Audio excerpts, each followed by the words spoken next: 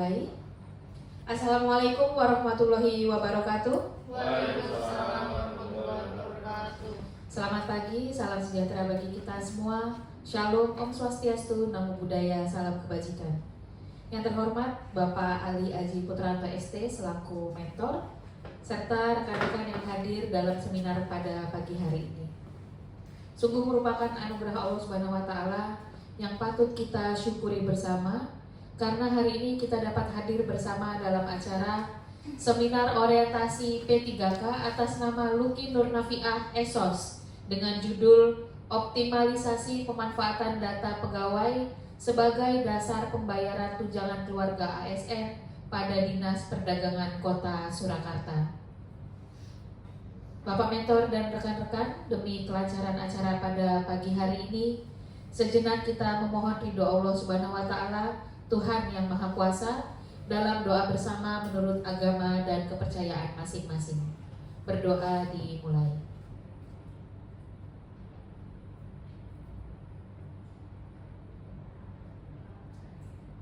Berdoa selesai.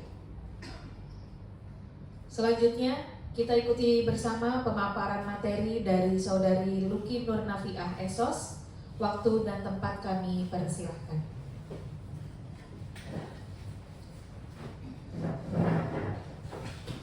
Terima kasih kepada moderator. Selamat pagi Pak Ali Aji Putranto ST selaku mentor saya dan teman-teman yang sudah bersedia hadir di seminar hasil laporan saya. Berikut saya paparkan seminar hasil laporan orientasi pengenalan nilai dan etika pada instansi pemerintah. Next. Latar belakang. Kegiatan ini dilakukan guna membekali peserta dengan pengetahuan, sikap, dan perilaku tentang nilai dan etika pada instansi pemerintah dalam mendukung pelaksanaan tugas jabatannya dan dalam rangka pencapaian visi misi organisasi dengan maksud dan tujuan guna peserta dapat memahami dan mengenal nilai dan etika pada instansi pemerintah.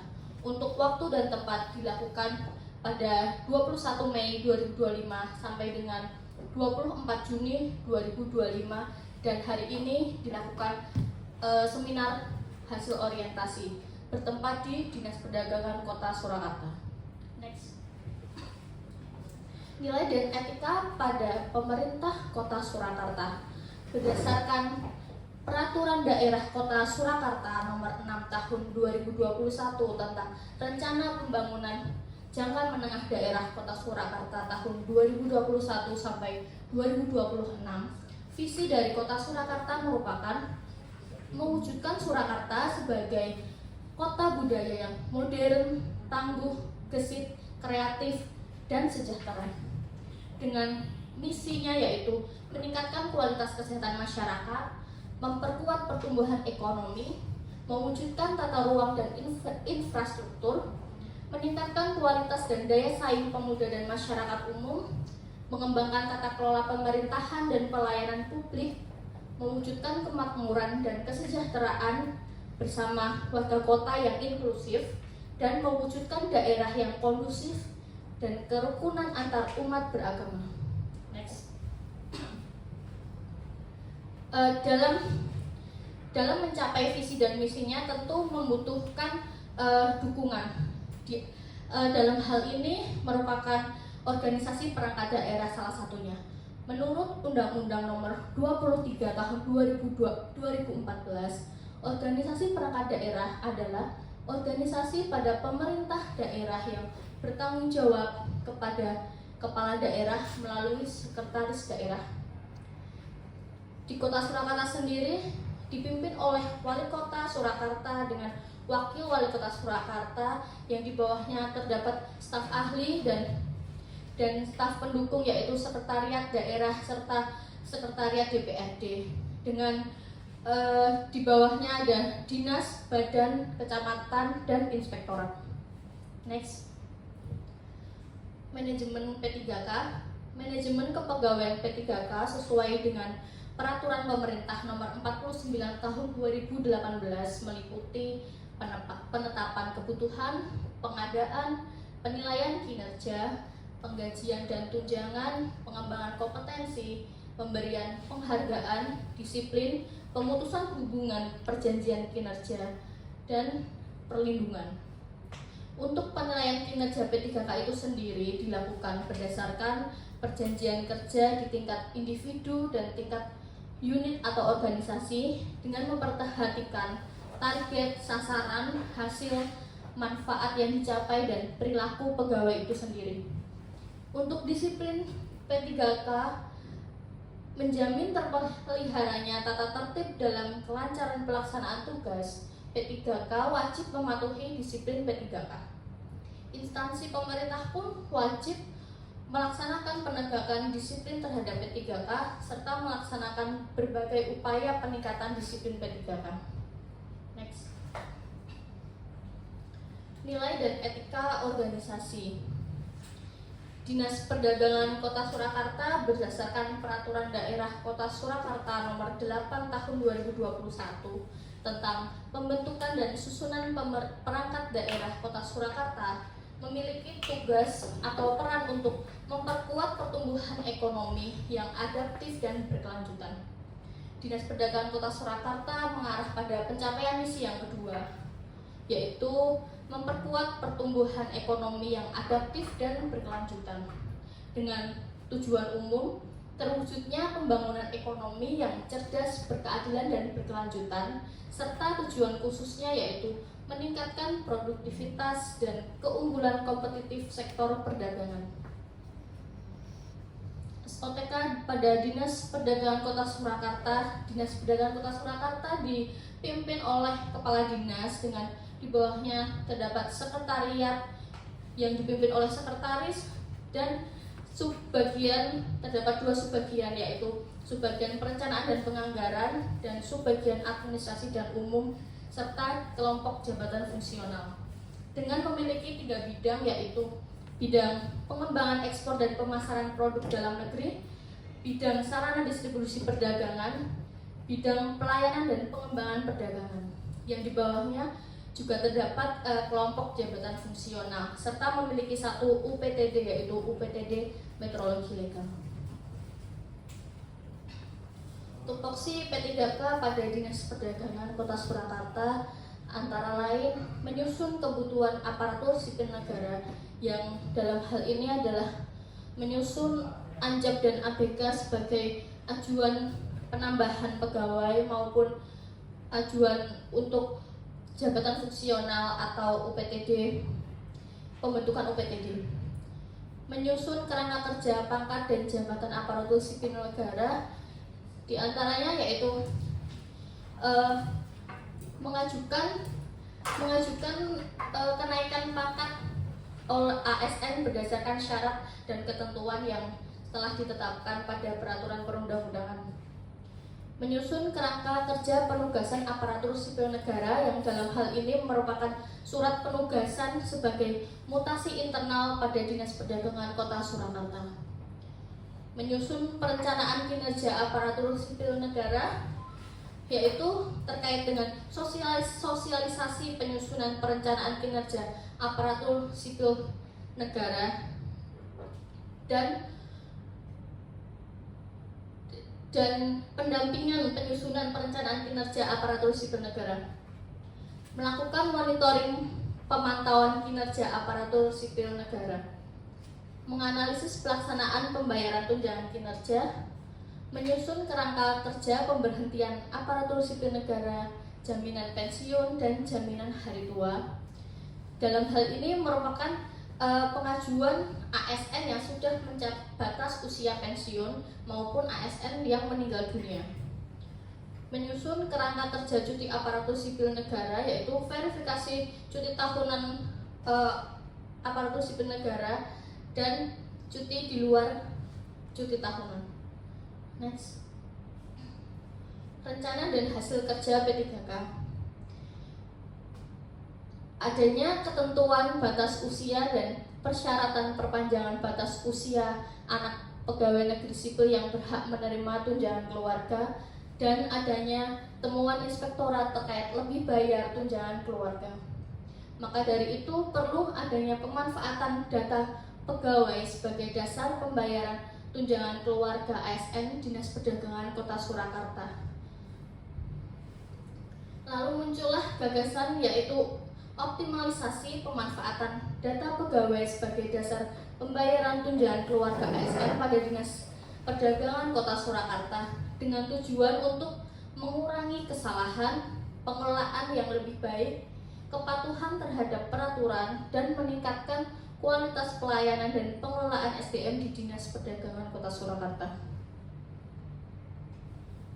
Rencana kerja dimulai dari identifikasi, yaitu mengidentifikasi potensi masalah yang terjadi, mengumpulkan informasi terkait proses pembayaran tunjangan ASN yang telah dilakukan saat ini, dan mengidentifikasi kebutuhan data yang dibutuhkan untuk adanya aktualisasi. Perencanaan melakukan pengumpulan data ASN melalui SKUM PTK pada portal pegawai di Dinas Perdagangan Kota Surakarta. Aktualisasinya yaitu pengolahan data SKUM PTK seluruh ASN Dinas Perdagangan ke dalam satu Excel yang memuat data keluarga dan status penerimaan tunjangan. Dan pelaksanaannya yaitu pengelolaan data pegawai sebagai dasar pembayaran tunjangan keluarga.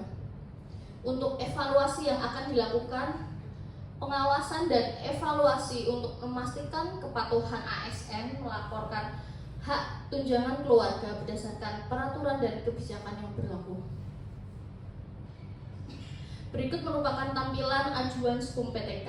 Sebenarnya sudah ada sistem yang digunakan untuk melaporkan hak tunjangan yang diterima oleh keluarga dari ASN, yaitu memuat data pegawai dan data pasangan serta anak yang statusnya dapat atau tidak dapat tunjangan.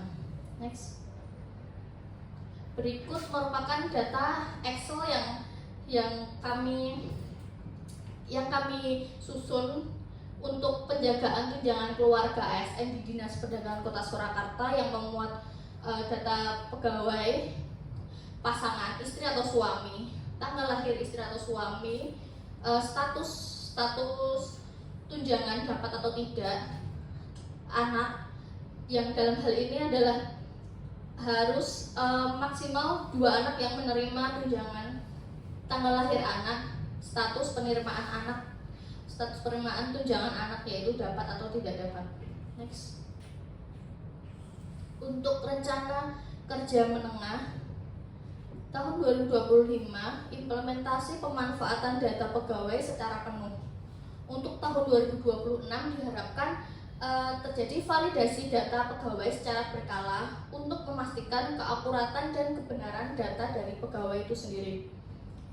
2027 diharapkan pegawai melakukan pembaharuan data secara mandiri melalui sistem pengelola kepegawaian, hanya mengintegrasi pembaharuan data pada sistem. Next. Kesimpulannya yaitu pemanfaatan data pegawai sebenarnya sebagai dasar pembayaran tunjangan keluarga ASN dirasa perlu karena hal ini dapat meningkatkan efisiensi dan akurasi dalam pengelolaan tunjangan keluarga. Dengan menggunakan data pegawai yang akurat, kesalahan dalam pembayaran tunjangan keluarga dapat diminimalkan. Untuk sarannya yaitu sistem informasi yang terintegrasi. Dalam hal ini sudah terdapat sistem yang sudah disampaikan di depan tadi, namun untuk integrasinya belum dilakukan secara optimal sehingga masih ada beberapa data yang tidak pas di sistem, sudah tidak menerima tunjangan tetapi tidak terintegrasi pada pemberian tunjangan di keuangan, maka terjadi kesalahan dalam pemberian tunjangan keluarga. Yang kedua adalah peningkatan keamanan data untuk mencegah akses tidak sah dan penyalahgunaan data. Terima kasih Pak Mentor dan teman-teman semuanya. Saran dan masukan dapat berguna bagi saya pribadi. Monggo waktu dan tempat saya kembalikan kepada moderator. Ya, baik, terima kasih mentor dan juga rekan-rekan yang telah hadir pada pagi hari ini. Demikianlah pemaparan materi orientasi dari Saudari Luki Nur Nafia Esos. Selanjutnya kami persilahkan kepada mentor ataupun rekan-rekan untuk dapat memberikan tanggapan atau saran sebagai sarana diskusi kita pada pagi hari ini. Kami persilahkan mungkin untuk mentor terlebih dahulu.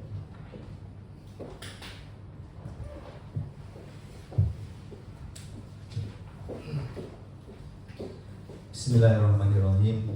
Assalamualaikum warahmatullahi wabarakatuh. Waalaikumsalam. Yang saya hormati Pak Luki sebagai peserta orientasi P3K tahun 2025. Yang saya hormati dan juga saya banggakan teman-teman pegawai Disdak yang hadir pada acara seminar hari ini. Tidak lupa kita panjatkan bersyukur, alhamdulillah kita masih diberikan nikmat sehat, nikmat sempat sehingga dapat hadir pada acara seminar pagi hari ini. Saya hanya akan sedikit memberikan tanggapan terkait dengan isu yang diangkat, yaitu pemanfaatan data pegawai sebagai dasar pembayaran tunjangan keluarga ASN di Dinas Perdagangan Kota Surakarta. Ini terkait apa yang dipresentasikan tadi yang sudah kita simak bersama dari Mbak Luki, saya kira ini hal yang sangat positif. Karena apa? Karena dinas perdagangan itu adalah termasuk dinas yang besar, besar secara artinya kita SDM-nya itu sangat banyak. Mungkin kita itu hanya kalah dengan dinas pendidikan sama kesehatan, dan kita mungkin itu juga besar untuk SDM. Untuk itu kita terkait dengan data ini sangat penting. Dan data itu apa saja? Karena selama ini terkendala dengan data itu kita jadi agak terhambat. Misalkan ada sesuatu yang harus kita penuhi. Contoh beberapa waktu kemarin juga saya meminta data terkait dengan misalkan untuk SKA yang sebenarnya kalau data itu sudah tersedia, sudah update, itu kan kita nggak perlu nunggu harus hari berikutnya atau bagaimana. Jadinya karena dengan era yang sudah canggih seperti ini kan, seandainya data itu sudah tersedia, mungkin hanya dalam hitungan menit itu kita sudah bisa menerima data yang kita inginkan. Untuk itu terkait dengan data yang sudah kita kumpul ini, artinya database ini sangat baik. Itu bisa menghindari tadi seperti yang sudah Mbak Luki sampaikan terkait dengan adanya kesalahan terkait dengan pemberian tunjangan kepada pegawai. Intinya kan kalau surat keterangan untuk mendapatkan tunjangan keluarga ini kan sebenarnya hak pegawai, tapi harus ada pegawai tersebut harus memang proaktif. Artinya kita mempunyai data, tapi seandainya data itu nanti ada perubahan dan dari pegawai itu tidak memberikan laporan kepada kita, itu bisa terjadi dengan adanya kelebihan bayar, dan itu menjadikan pegawai tersebut harus mengembalikan karena yang harusnya menjadi haknya, tapi karena adanya data yang kurang update atau kurang valid, akhirnya hak itu bukan menjadi haknya lagi, karena harus dikembalikan kepada negara. Untuk itu ini sangat positif. Kemudian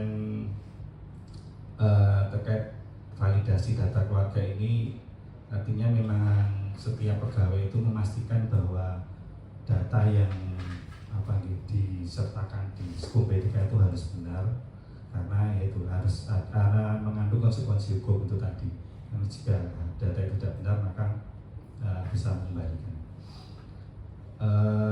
Dan PR-nya juga memang itu tadi Mbak Luki, data itu harus update karena data itu dinamis, karena mungkin kalau data anak itu nanti bisa lebih dari 21 tahun itu kan apakah masih melanjutkan sekolah atau tidak, itu kan nanti bisa menjadi bahan. Jadi ya, data itu harus update terus.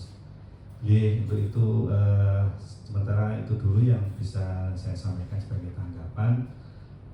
Kedepannya mungkin di kepegawaian kita masih banyak PR, terutama mungkin terkait dengan kalau saya dulu itu ada daftar urut kepangkatan Mbak Luki. Itu artinya dari data pegawai itu masing-masing pegawai itu kita harus punya, misalkan si A itu sekarang pangkat jabatan apa, kemudian dulu dia pernah ikut diklat apa, kemudian perjalanan karirnya seperti apa. Jadinya nanti kalau sewaktu-waktu nanti itu dibutuhkan kita sudah ready. Itu dulu yang saya sampaikan. Kalau ada kesalahan saya mohon maaf.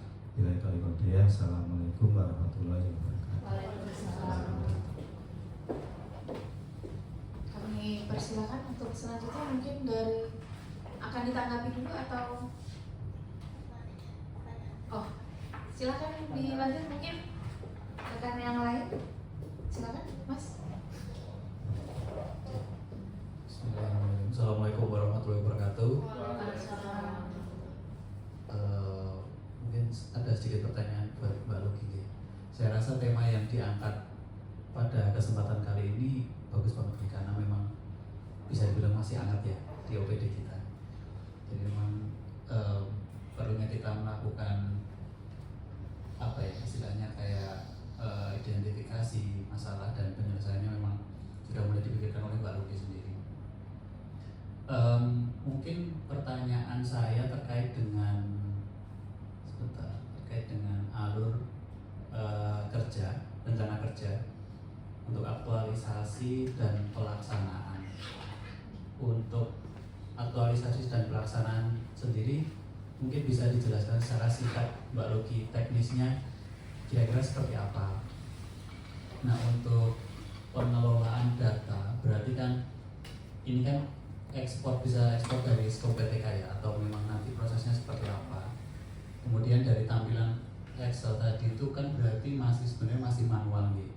Jadi memang harus ada effort kita buat mantengin satu-satu by minute seperti itu. Nah, mungkin untuk saran kedepannya ya mungkin ini ya Pak ya, masih jangka panjangnya mungkin bisa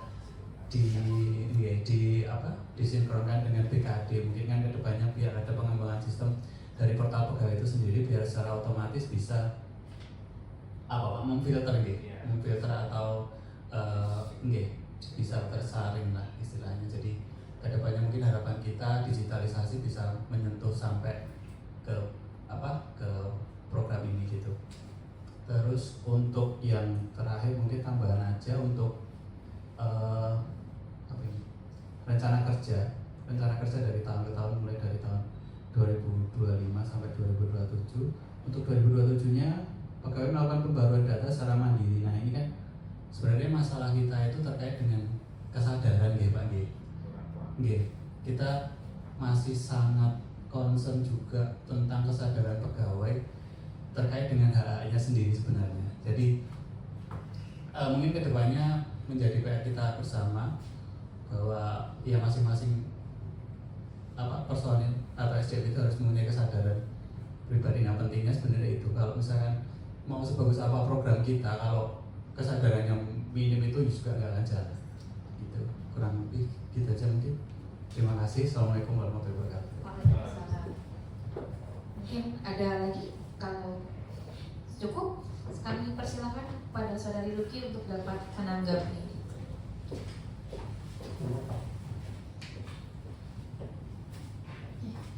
Yang pertama untuk masukan dari Pak Aliaci, nanti coba saya dan tim peserta Pak Aliaci ini saya mungkin akan banyak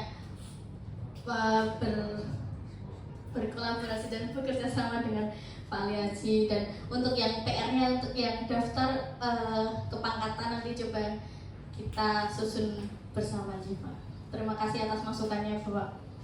Untuk pertanyaan dari Mas Arief terkait dengan pengelolaan data pegawai sebagai dasar pembayaran tunjangan keluarga. Nah, ini nanti untuk teknisnya memang kalau di portal pegawai itu kan SKUM PTK itu hanya bisa dilihat masing-masing. Jadi hanya ada misalkan satu pegawai mengajukan SKUM PTK itu akan ada daftar kayak yang tadi itu tampilannya itu. Jadi sebenarnya kita mengkolek datanya itu juga dari satu-satu dari sini, dari surat keterangan untuk mendapatkan pembayaran tunjangan itu. Nah, itu kita jadikan satu Excel. Jadi untuk melihat kalau yang anak umurnya masih 10 tahun ke bawah atau 15 tahun itu kan masih aman. Jadi kita pantengin itu yang 21 itu apakah dia masih melanjutkan sekolah. Kalau masih melanjutkan sekolah, kita minta surat keterangan kuliah dari ASN itu sendiri. Soalnya kan kalau misalkan walaupun dia masih 21 tapi dia tidak bisa melampirkan surat keterangan masih kuliah, itu juga tidak berhak untuk mendapatkan tunjangan keluarga. Nah, terus kalau yang untuk batas usianya yaitu 25 tahun. Jadi misalkan 25 tahun belum lulus kuliah, itu tetap nanti dia 25 tahun pas akan kita cut. Jadi kita ajukan ke keuangan untuk bisa memutus tunjangan keluarganya itu sendiri. Dan terkait dengan pembaharuan secara mandiri, yaitu memang sebuah PR yang cukup harus ada effort sendiri ya.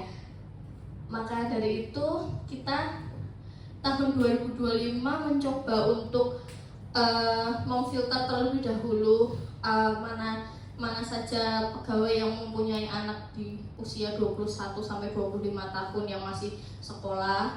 Kita ingatkan mungkin secara bertahap, secara triwulan atau secara semesteran seperti itu.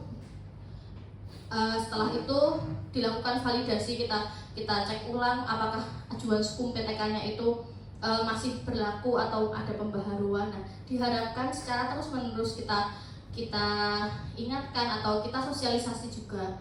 Jadi nanti kedepannya mungkin dari ASN itu sendiri bisa untuk mempunyai kesadaran masing-masing terhadap hak yang diterimanya seperti itu.